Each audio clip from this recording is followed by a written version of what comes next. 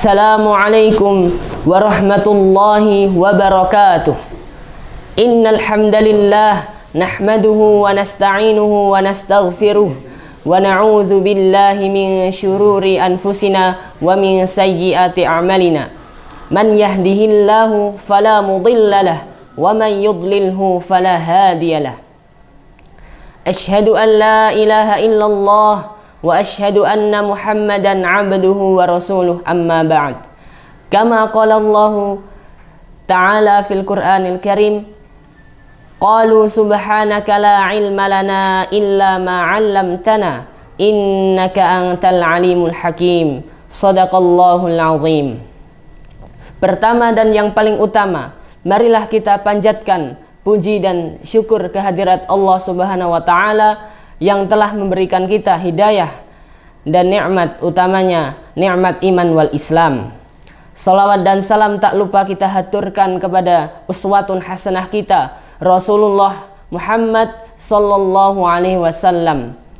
Semoga kita semua kelak di yaumil qiyamah mendapatkan syafaatnya. Amin Allahumma amin. Di sini saya akan menyampaikan kultum yang berjudul penghafal Al-Quran. Penghafal Al-Quran akan diberikan keutamaan oleh Allah Subhanahu wa ta'ala. Allah Subhanahu wa ta'ala akan memberikan keberkahan kepada para penghafal Quran dan lingkungan sekitarnya. Rasulullah sallallahu alaihi wasallam bersabda, qala Rasulullah sallallahu alaihi wasallam, asyrafun ummati hamlatul Qur'ani wa ashabil laili. Sesungguhnya yang paling mulia di antara umatku adalah orang yang hafal Quran dan ahli salat malam. Hadis riwayat Bukhari. Allah Subhanahu wa taala akan membukakan pintu-pintu syurga kepada para penghafal Quran dan akan memanggil para anggota keluarga penghafal Quran untuk dimasukkan ke dalam surganya yang kekal. Tidak hanya itu, di alam barzah kelak, penghafal Quran akan diterangi kuburnya, diluaskan kuburnya, dan di yaumil kiamah kelak akan diberikan mahkota dan jubah kemuliaan oleh Allah Subhanahu wa taala. Masya Allah.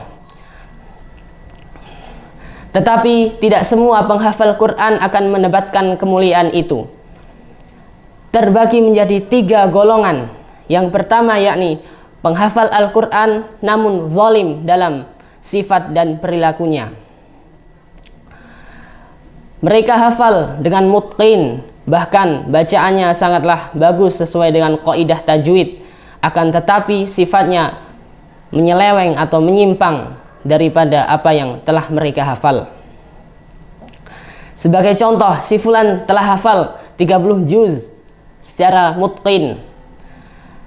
Dia tahu bahwasanya Allah Subhanahu wa taala melarang hambanya dalam mendapatkan harta dengan cara yang batil, yang telah disebutkan dalam surat An-Nisa ayat 29. A'udzu billahi minasyaitonir rajim.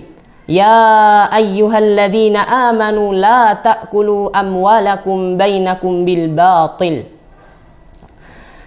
Wahai orang-orang yang beriman, janganlah kalian saling memakan harta sesamamu dengan jalan yang batil.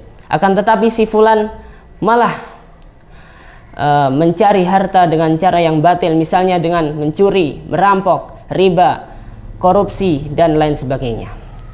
Tentu itu semua tidak sesuai apa yang telah ia hafal. Kemudian golongan yang kedua yakni mereka yang hafal Al-Quran namun hanya bisa untuk pribadinya, belum bisa untuk diamalkan untuk kemaslahatan umat. Kemudian golongan yang ketiga yaitu penghafal Quran yang dia mutqin hafalannya, dia paham isinya, bahkan dia amalkan dalam implementasi kehidupan yang nyata, dan dia berusaha untuk mengajarkan Quran tersebut kepada umat yang lain.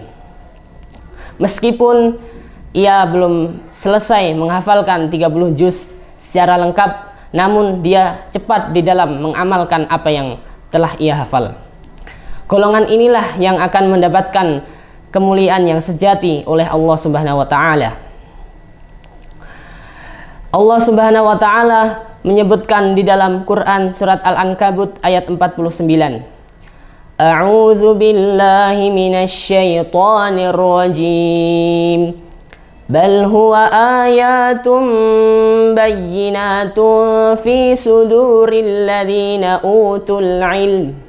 Wa ma yajhadu bi ayatina illa adh-dhalimun. Sebenarnya Al-Quran adalah ayat-ayat yang nyata di dalam dada orang-orang yang diberi ilmu.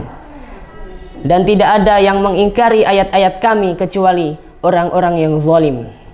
Semoga kita semua tetap menjadi penghafal Al-Quran yang sejati dan berusaha mempelajari isinya dan berusaha mengamalkan di dalam implementasi kehidupan yang nyata. Semoga Allah Subhanahu wa taala selalu meridhoi dan memudahkan langkah kita di dalam menghafal Al-Quran. Sebab mempelajari Al-Quran tidak ada batas dan tidak ada kenyangnya. Selagi kita masih diberi nyawa, maka kita tidak boleh berhenti di dalam mempelajari Quran itu. Mungkin cukup sekian kultum yang dapat saya sampaikan. Ada salah kata saya mohon maaf, dan kebenaran datangnya dari Allah Subhanahu wa taala. Kafaitu kalami. Wassalamualaikum warahmatullahi wabarakatuh.